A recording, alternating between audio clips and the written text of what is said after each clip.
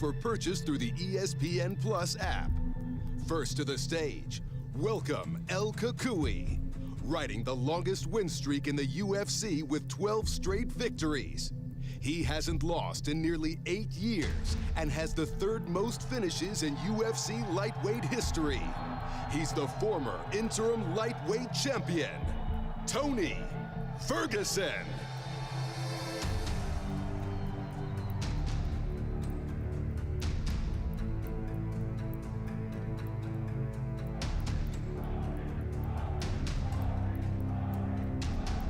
And his opponent, one of the best pound-for-pound fighters in the world today, undefeated and unheard of 28-0 with his last 2 wins over UFC legends Dustin Poirier and Conor McGregor. He also rides a UFC best, 12 straight wins into this epic contest, and he has the second most takedowns in UFC lightweight history. Please welcome the UFC lightweight champion of the world, Khabib Nurmagomedov.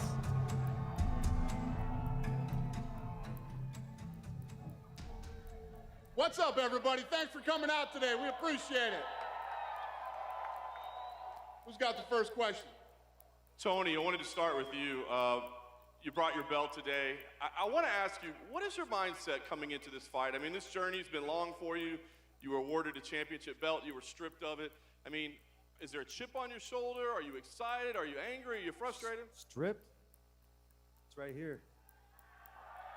It never fucking went anywhere. The hype is real.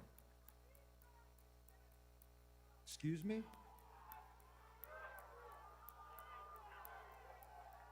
It's Tirama fucking Sue time, motherfuckers! We're keeping it sweet, we're keeping it savvy, and we'll keep it a little classy. The hype is real. You better fucking be there, Khabib. I'm glad you showed up. Just sit it down and walk away. And Tony, I wonder, I mean, obviously the record that Khabib had is amazing, 28-0, I mean, it's incredible. When you watch his fights, what do you see? Do you see mistakes that others have made, or do you see skills that others lack? What's going to be the difference for you? I'm actually gonna spar this time. I haven't sparred since T-Bow. What? You didn't know that either. I don't think anybody knew that. So we're gonna be sparring. I'm looking for sparring partners. So snapjitsu@gmail.com. Send me your fucking resume. So, oh wait, hold on. You like beating on high school wrestlers that are preparing for state the week before? Hold on. And you like making homeless do push-ups in New York and making fun of them. I owe you 2 to the stomach and you owe me 20 push-ups. But I will do the push-ups with you when you lose. Tony, can I ask why you haven't sparred in that long? Has it been health reasons or has it been strategy? Why have you not sparred? I figured I graduated with a bunch of tools, so I had to go out in the field and use them. And now, Too old. And now I'm Too game old to planning. sparring. Now I'm game planning. I don't have daddy with me. And I don't have anybody holding my hand.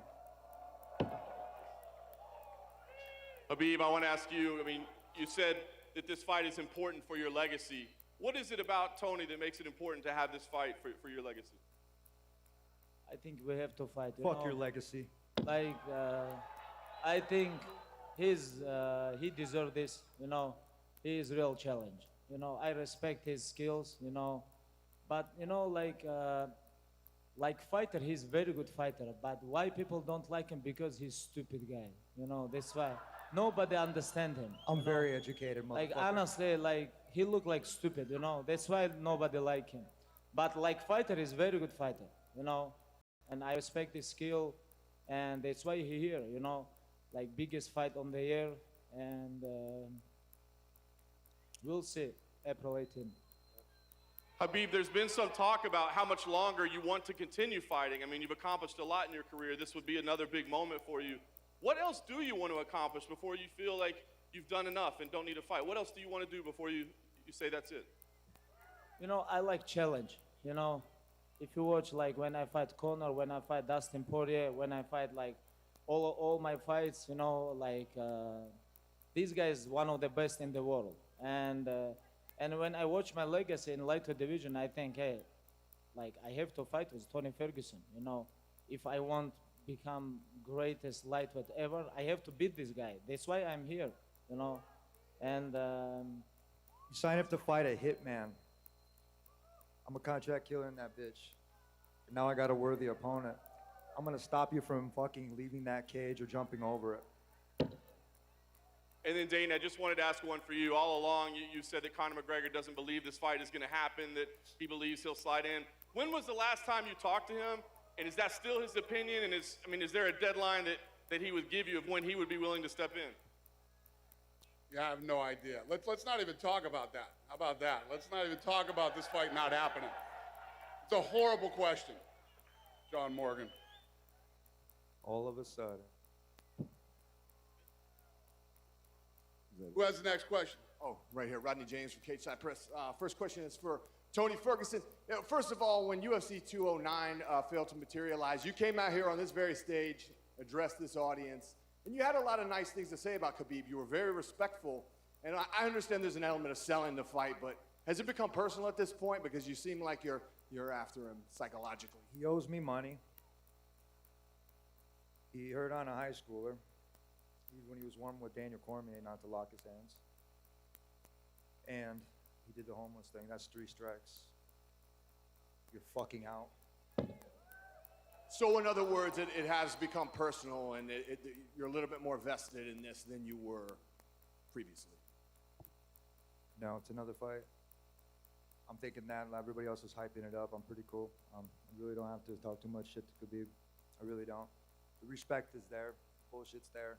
I will bring in the pressure, you know what I mean? The fuel and the fire with the 3-strike thing. It's in California, man. It's 3-strike rule, dog. You have an impressive win streak, Tony Ferguson. If you win the Undisputed Championship, there's not a heck of a lot left for you to prove besides becoming a world champion, which obviously is a goal for every fighter. After that, how much longer do you think that you'll keep doing this, and what else do you want to accomplish? I don't know. Yoel's at 42 right now, which is kind of cool. I mean, really, you can compete until you whatever. Look at Conor. He's competing again. I mean, how much money can you make, but you miss it? I called it out. Conor's an athlete. Khabib's an athlete. We're going to do this until, I mean, really, the personal's on them. Family, friends, whatever, always going to have their opinions, but it doesn't matter. Depends on how much your mental toughness is out there competing, and then what you're going to do with it. I have good support now. I've always had UFC support. I might not like made decisions from my old previous management and everything else that happened, but instead of bitching about it, we're here today, and we're going to make this fucking fight happen at UFC 249. And just one more for you and one for Dana. You seem to be in really great spirits. I commend you for going headfirst into some mental health issues and working through that. It takes a lot of courage as a professional athlete, especially. A lot of people look up to you. Fuck you. I was giving you props. I was just wondering. Fuck the advice. Next question. I wasn't giving you advice, sir. Sorry. Okay. Mr. White,